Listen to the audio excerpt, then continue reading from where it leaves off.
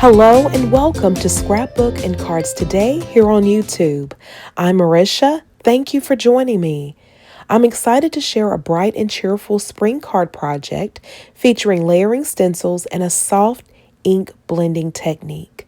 This project is perfect for spring and a wonderful way to create colorful floral designs while learning how to work with layering stencils. Let's go ahead and get started. For this project, I'll be featuring the Gina Designs Tranquil Lotus Layering Stencil to create this beautiful spring-inspired card.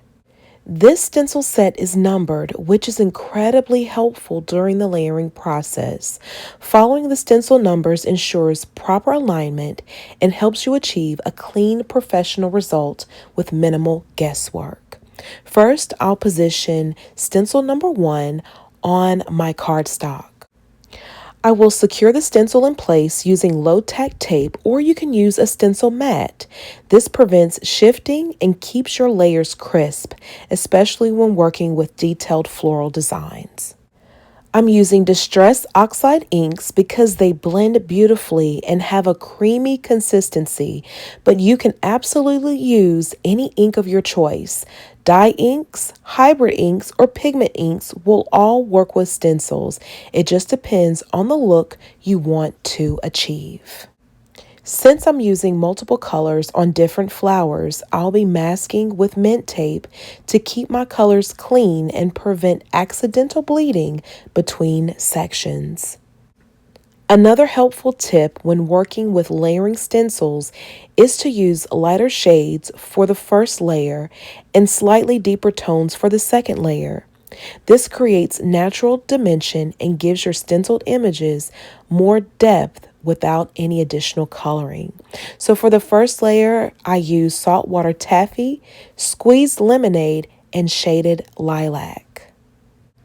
Once I'm done applying the first layer of color, I'll gently lift the stencil to reveal the first layer, and you can already see the florals beginning to come to life.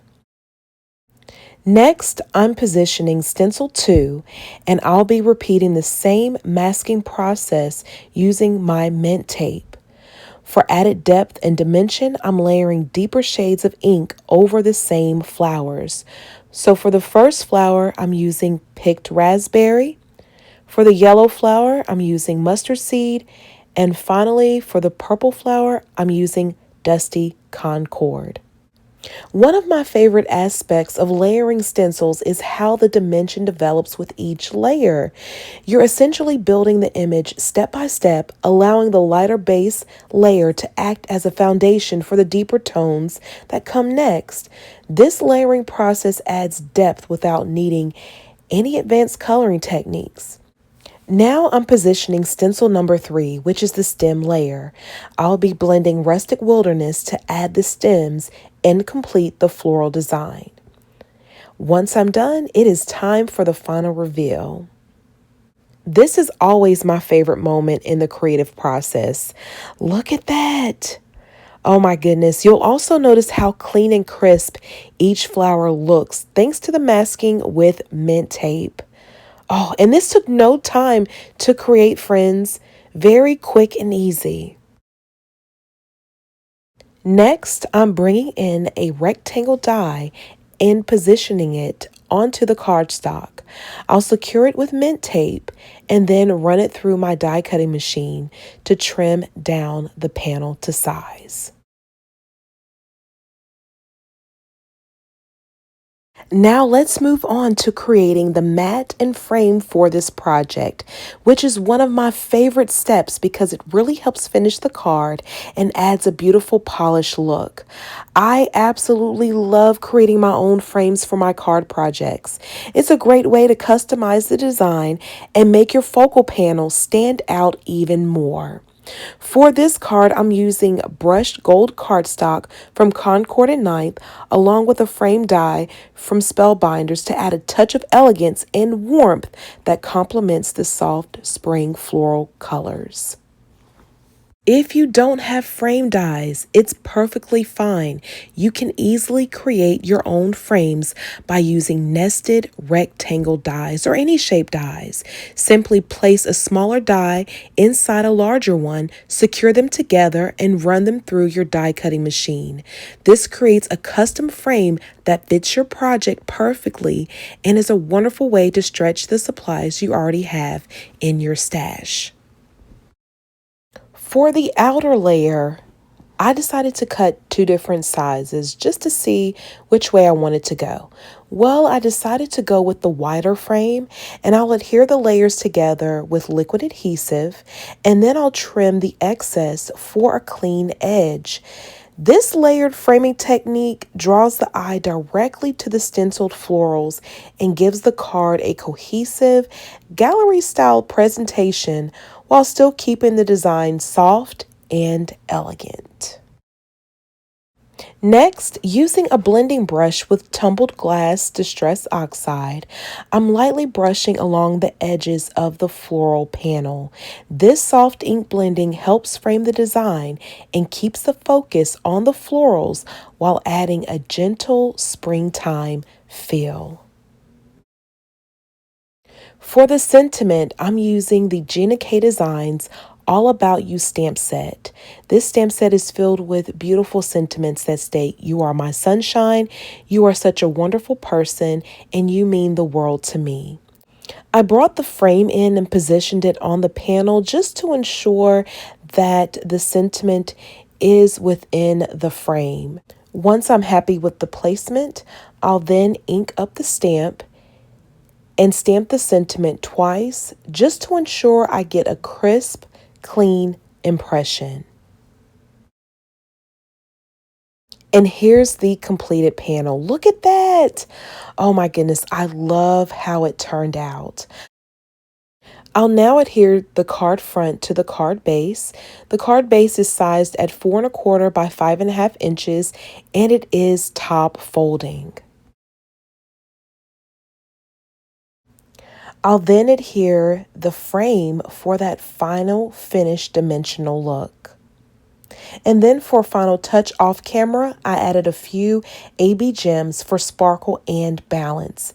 And this completes the first card. Look at that.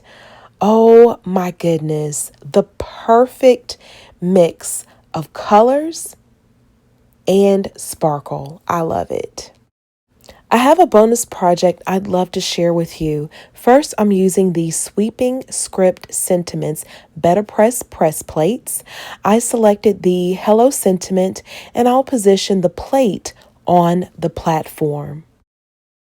I'll then position a piece of black foil with the pretty side touching the plate and then placing the cardstock panel on top.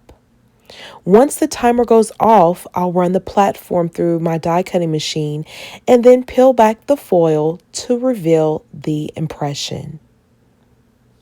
And here is the peel and reveal, always my favorite part of the foiling process. Now there is a little bit of overfoiling, but that's okay. I'm using my eraser on my pencil to remove as much as possible, but you can feel free to use a mono sand eraser as well. Off camera, I ink blended the flowers, but I want to add some texture to this panel, so I'm using the burlap embossing folder from Honeybee Stamps, and I'm going to run it through my die cutting machine. I absolutely love how the texture enhances the overall design while allowing the flowers to still remain the focal point. Next, I'm adhering the panel onto a black mat to frame the design and create contrast. Then I'll adhere the completed card front onto my top folding card base to finish this project.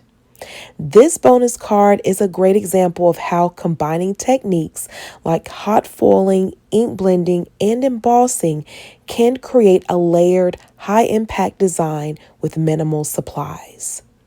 I love how both cards started with the same stencil set, yet the final results feel completely different.